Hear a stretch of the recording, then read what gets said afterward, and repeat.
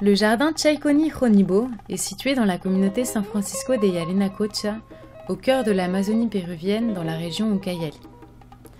Sa position privilégiée à proximité de la grande ville de Pucallpa, qui compte plus de 300 000 habitants, lui permet un accès facile, mais a pour conséquence un impact accentué de la déforestation. Après un voyage d'1 heure en avion depuis Lima, nous atterrissons à l'aéroport de Pucallpa, capitale régionale où la chaleur est torride tout au long de l'année avec son climat tropical humide.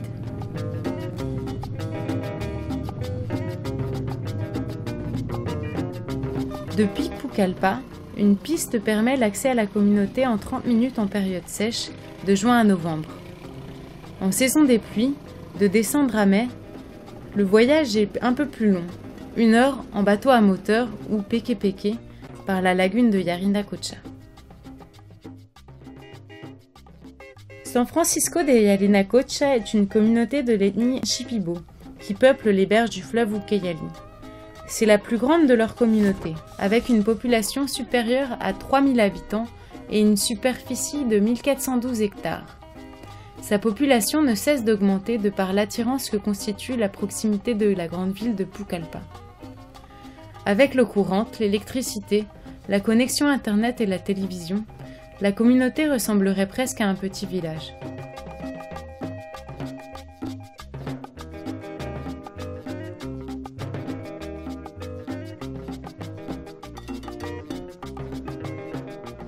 Mais la culture Shipibo et la vision communautaire restent encore bien présentes avec leur artisanat, lequel se compose de toiles brodées, céramiques peintes et colliers en graines. Il constitue un véritable héritage culturel féminin et une ressource économique pour la communauté grâce au marché d'artisanat.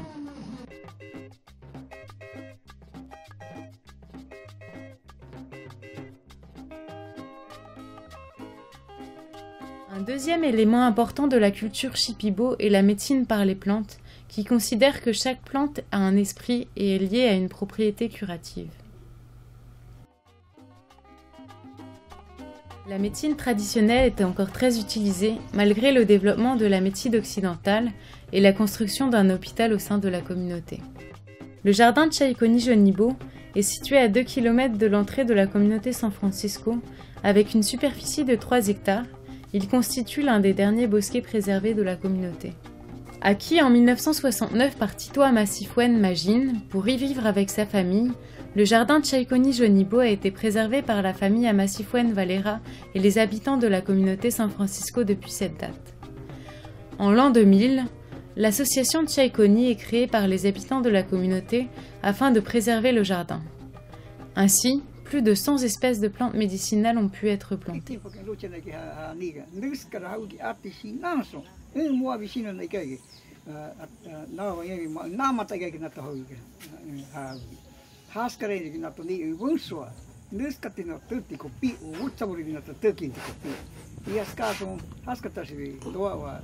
Estamos demostrando que realmente las plantas medicinales que hemos sembrado, más de 200 especies de plantas medicinales tenemos aquí dentro de Etnobotánica Chaikoni-Jonibo, ¿no? Los hombres invisibles, ¿no? Porque es un palo duro, palo que exporta a otros países. ¿Para qué sirve exactamente? Esto es para hacer casa. Esto se crece, dice el año, así me contaba mi abuelito. O sea, cada esto dice que es, cada esto se pertenece a su año.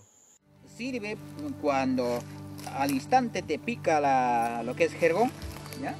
Al momento le haces un emplasto, le machucas, su papa se lo saca. Le jardin Chaikoni présente également la particularité d'avoir une source d'eau cristalline provenant de la terre et considérée comme sacrée par les habitants. Grâce à sa forêt dense, le jardin abrite encore certaines espèces d'animaux sylvestres, tels que les paresseux, les petits singes Ouistiti Chipi, les serpents. Un anaconda aurait déjà été aperçu dans les petits ruisseaux du jardin et en serait leur maître. En novembre 2008, Elsa Borujardi, coordinatrice projet de l'association française Zulpuna de promotion des cultures de l'Amazonie péruvienne, est allée dans la communauté San Francisco afin de visiter un projet de reforestation ethnobotanique mené par les associations Cœur de Forêt et Amasoa des Passos. Ce projet comprenait notamment l'identification des plantes du jardin Tchaïkonie, identification qui avait pu débuter en 2002 avec Jacques Tournon, ethnoécologue, accompagné de phytothérapeutes de la communauté.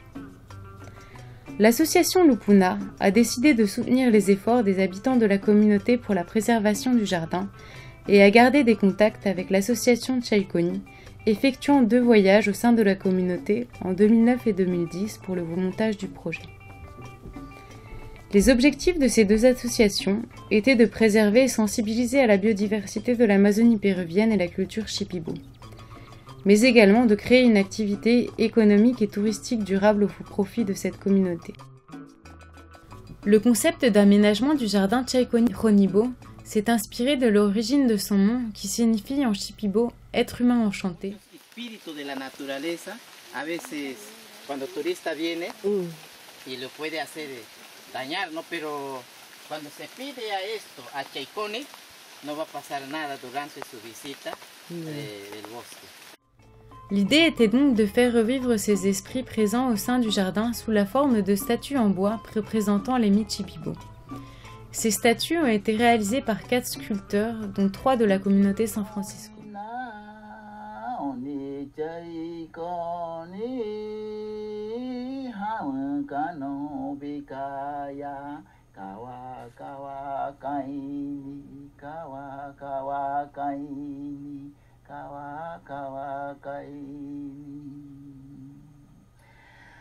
Nokoro ni kawati, nokoro ni kawati,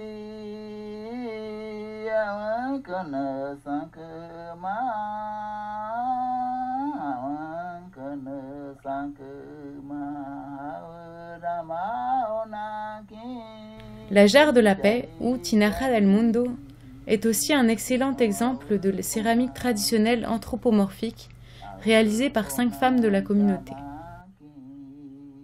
La maloca, ou maison traditionnelle Shipibo, permet la réception des visiteurs et la réalisation des ateliers de sensibilisation. Elle a été peinte par les peintres de la communauté San Francisco avec des dessins appelés mayakene. Étant donné la présence de nombreux ruisseaux dans le jardin, nous avons pu réaliser des ponts de singes en bois et en corde. Une pépinière a également été construite pour la culture des plantes utilisées pour la reforestation des terrains limitrophes au jardin Tchaïkonie. Des poubelles de tri sélectif en céramique ornées de dessins ont été réparties au sein du jardin.